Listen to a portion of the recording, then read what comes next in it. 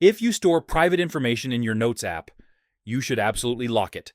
Passwords, bank info, private thoughts, don't leave them open. Here's how to lock Notes with Face ID or a passcode on iPhone. First, open the Notes app. Now choose an existing note you want to protect or create a new one. Once you're inside the note, tap the three dots in the top right corner. From the menu, tap Lock. If this is your first time locking a note, you'll be asked to choose how you want to secure it. You can use your iPhone passcode or create a separate password just for notes. For most people, using your iPhone passcode is easier. Enter your device passcode. Then enable Face ID when prompted. And that's it. Your note is now locked. You'll see a small lock icon at the top.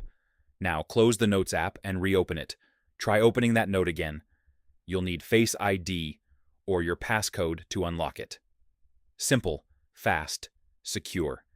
If you store anything private in Notes, this is a must-do setting.